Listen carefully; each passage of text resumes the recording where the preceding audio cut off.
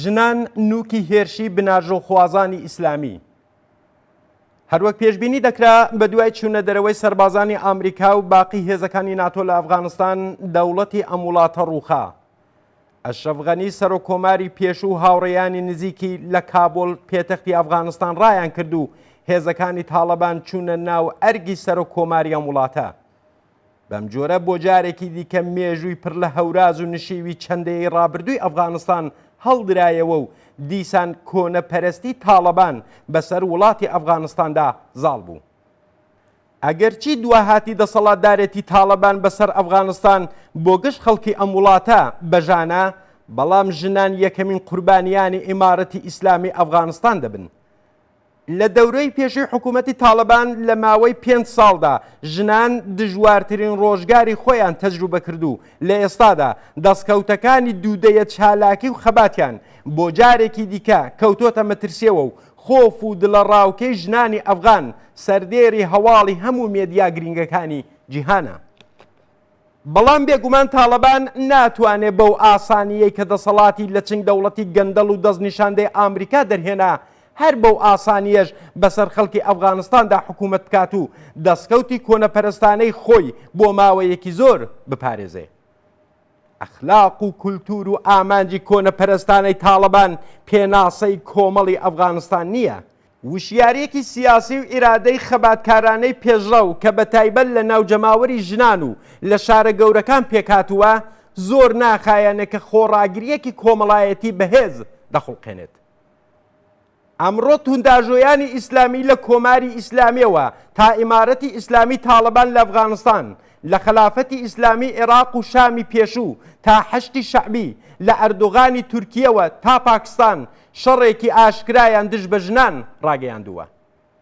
هەر بۆیە بەرەی خەبات دژ بە تاڵەبان لە ئەفغانستان بە بەرینایی هەموو ڕۆژهەڵاتی ناوەڕاست دەبێت. بناژۆخوازانی ئیسلامی بەتەمان نیوەی کۆمەڵ واتە پیاوان بکەنە هۆکار و فاکتۆری گوشار و هەڵاواردن دژ بە نیوەی دیکەی کۆمەڵ واتە ژنان. ئەرکی ژنان لە ڕوانگەی ئەم کۆنەپەرستانەوە هاوسەرگیری پێشوەخت، مانەوە لە ناوماڵ، منداڵ بە دنیا هێنان و بەشداری نەکردن لە هەر جۆرە چالاکیەکی کۆمەڵایەتی لە دەرەوەی بنەماڵەیە. ئەوەی کە ئەمڕۆ لە ئەفغانستان لە دوژمنایەتی و دژایەتی لەگەڵ ژنان و مافەکانیان ڕوودەدات هاوشێوەیەکەیمان لە حکوومەتی ئیسلامی ئێران و لە خلافەتی داعشدا بەڕوونی بینیوە و تەجروبە کردووە. خومەینی 20 ساڵ بەر لە بەدەسەڵات گەیشتنی بە ئاشکرا و ڕاشکاوانە لەگەڵ مافی دەنگدانی ژنان دژایەتی کردو، هەر جۆرە چالاکیەکی ئەوانی لە دەرەوەی ماڵ حرام ڕاگەیاند. کتێبی تەوزیح المەسائیلی خومەینی زۆر بە ئاشکرا ژنان وەک ئامرازی خۆشی پیاوان پێناسە دەکات. پیاو دەتوانێت هاوکات چەندین هاوسەری بێت و ئەگەر پێویست بێت توندوتیژی فیزیکیش دژ بە ژنان بەکاربێنێت. خومەینی تەنانەت هاوسەرگیریکردن لەگەڵ منداڵانی کچی 9 ساڵەی بۆ پیاوان حەڵاڵ و جایز ڕاگەیاند. لەسەر بنەمای وەها بەرنامەیە کۆماری ئیسلامی هەر لە ڕۆژی یەکەمی بەدەسەڵات گەیشتنیەوە سەرکوتی ژنانی لە ڕێگەی حیجابی ئیجباری و تەسویەی بەرینی هێزی کاری ژنان لە ئاستی کۆمەڵ دەست پێ کرد. هەندێک لە پیشەکانی بۆ ژنان قەدەغە کرد، مافی تەلاق و سەرپەرستی منداڵی لێزەوت کردن. پێگەی یاسایی دووژن لە بەرامبەر پیاوێکدا بە یاسا دەرهات. ڕەزایەتی و ئیزنی هاوسەر بۆ ئەنجامدانی زۆرێک لە کارەکان و سەفەرکردن بۆ ژنان ئیلزامی کرا. ناوەند و گەشتی تایبەت بۆ سەرکوتی ژنان ڕێکخران. حکوومەتی ئیسلامی لە پێناو چێژی سێکسی پیاوان لەشفرۆشی ئیسلامی لە ژێرناوی سیغە ڕێکخست و ئەم تیجارەتە سێکسیەی کرد بە سەرچاوەیەکی ماڵی بۆ ناوەندە مەزهەبی و ئاخوندەکان. بە تەغزیە هەر لەم سەرچاوەیەی کۆنەپەرستی خلافەتی ئیسلامی عێراق و شام بە هەزاران ژنی کوردی ئیزەدی بەرەو بازاری کۆی لە فرۆشی برد. لەژێر دەسەڵاتی ئەواندا لات و لووتەکانی داعش بۆ هەر جۆرە دەستدرێژی توندوتیژیەک دژ بە ژنان ئازادی تەواویان هەبوو. بەڵام ئەگەر ژنان نووکی هێرشی بناژۆخوازانی ئاینی و کۆنەپەرستانن، مقاومەت، خەبات و دادخوازی ژنانیش خاڵی لاواز و هەستیاری توندڕەوانی مەزهەبیە.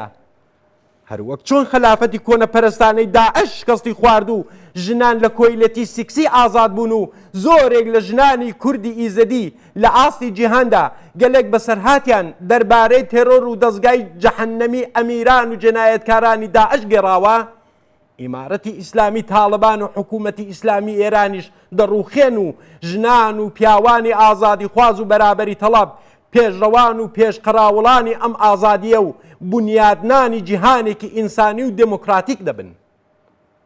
بەشداری چالاک ژنان لە گشت کاروباری ناو کۆمەڵ پێشمەرجی دموکراتیزەبوونی کۆمەڵ و ناوەندی بنەماڵەیە. یەکێک لە جەدیدترین و گرنگترین پێوەرەکانی هەڵسەنگاندنی ئازادی کۆمەلگایەک مافی یەکسانی ئەوانە لە هەموو بوارە کۆمەڵایەتەکاندا. بەهێزکردنی خەباتی ژنان پشتیوانی بەرین و بێدەریغ لە مافی یەکسانی ژن و پیاو، محکومکردنی هەرجۆر هەڵاواردن و بێمافیەک دژ بە ژنان مەرجی سەرکەوتن و وەدیهاتنی کۆمەلگایەکی ئازاد و بەرابەرە. ژنان و هەموو خەڵکی شەریفی ڕۆژهەڵاتی ناوەڕاست لە بیریان ناچێتەوە کە چ هێز و دەسەڵات گەلێک یارمەتی دەری بە دەسەڵات گەیشتنی داعش، تاڵبان و کۆماری ئیسلامی بوون و ئەوانیان تەیار کرد و لە بەرامبەر جەنایەتەکانیاندا بێدەنگ بوون.